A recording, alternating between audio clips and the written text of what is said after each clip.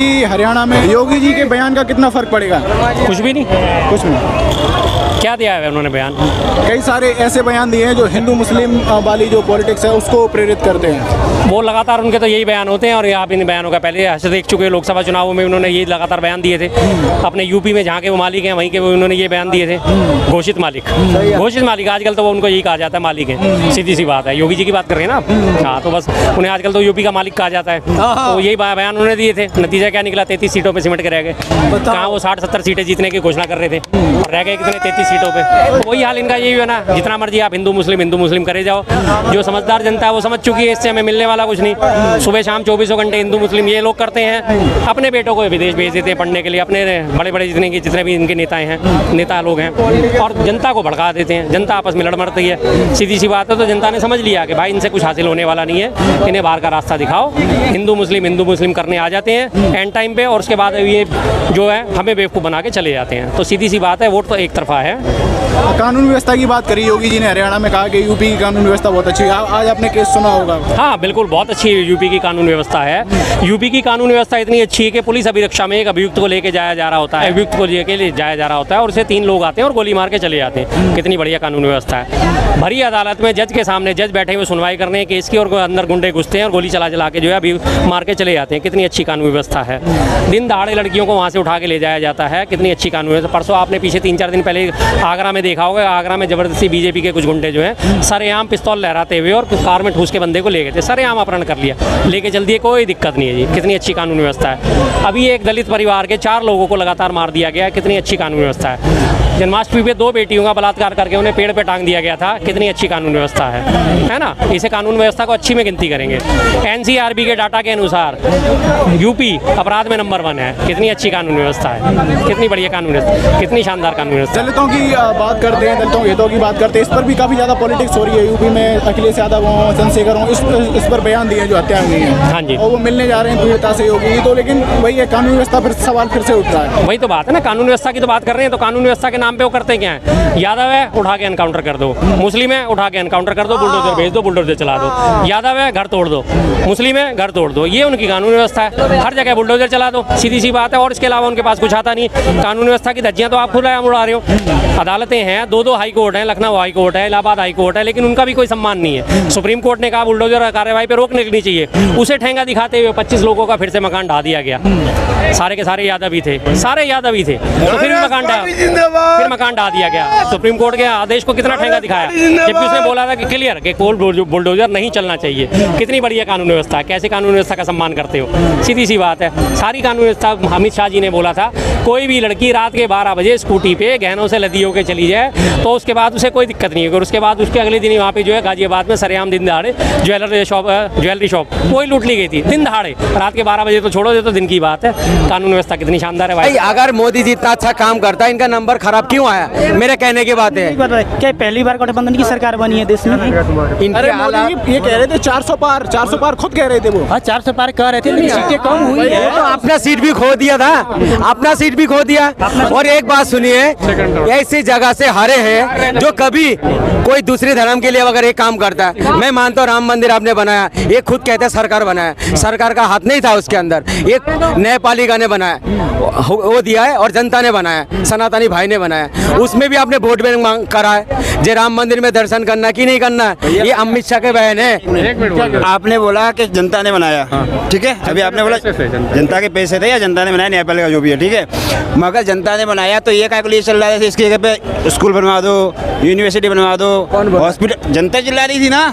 आप जैसे लोग जो खड़े होकर बोलते हैं ना, सारे चिल्ला रहे। अभी एक हाँ मैं सुना था, वही बोल रहा हूँ ना, वो जनता वही बता रहा हूँ ना। राम मंदिर से आपने तो सुना ही नहीं है मेरा पूरी बात।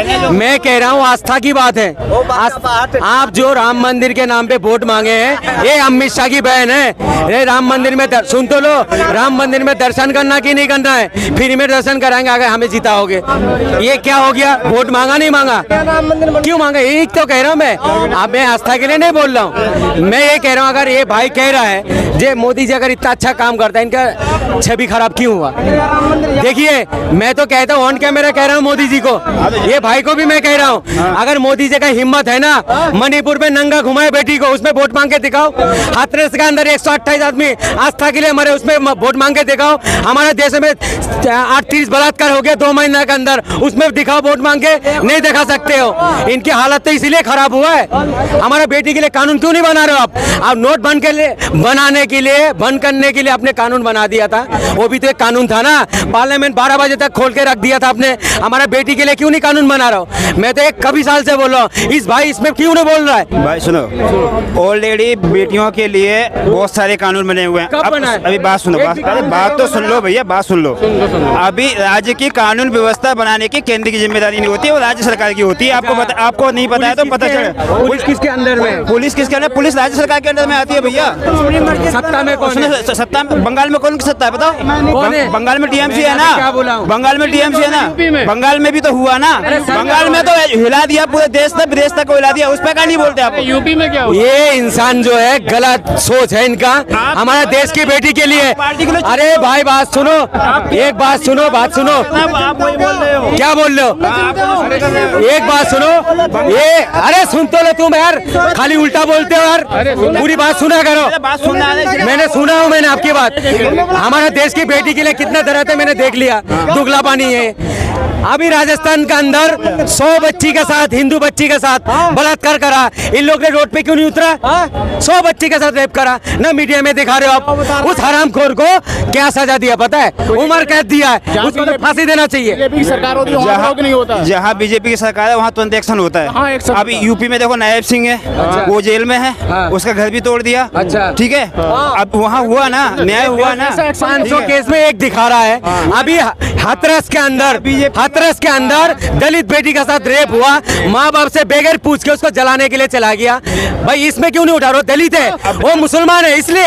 अभी वो सारे के सारे जो हाथरस वाले जेल में है ना, जेल में एक है। बात और कह रहा हूँ, जेल में हाथरस के अंदर एक मुसलमान ने रेप करा। मैं तो उस कुत्ते के बच्चे को चप्पल से मारो, उसको खुलेआम फांसी में चढ़ाओ।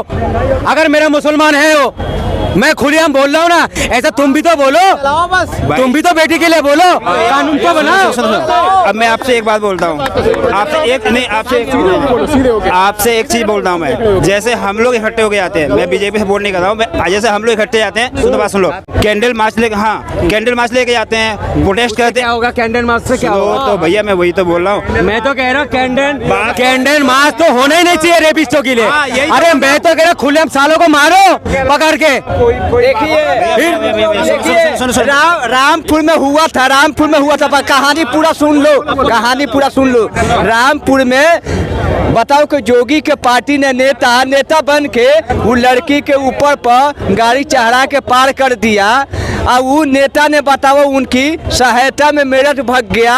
वो लड़की के सहायता बताओ नहीं माप नहीं देखा, मर गया। तब मोदी जी क्या कर रहे हैं? चलो हिंदुस्तान में राम राम कर देंगे, हिंदुस्तान में राम राम कर देंगे। सुनिए पहले तो पूरा सुनिए, राम राम कर देंगे। चलो बाद में फिर जोगी के सरकार आएगा ने तो हमारो बता देगा। हमारे हाँ कौन था वो? कौन नेता था? अरे जोगी के गुंडा था। अरे गुंडा था, गुंडा। अरे गुंडा के नाम होता है, गुंडा के नहीं, अब गुंडा के नाम नहीं होता है, जोगी बाबा के नाम होता है खाली। बात किसकी कर रहे हैं? हाँ नहीं बताया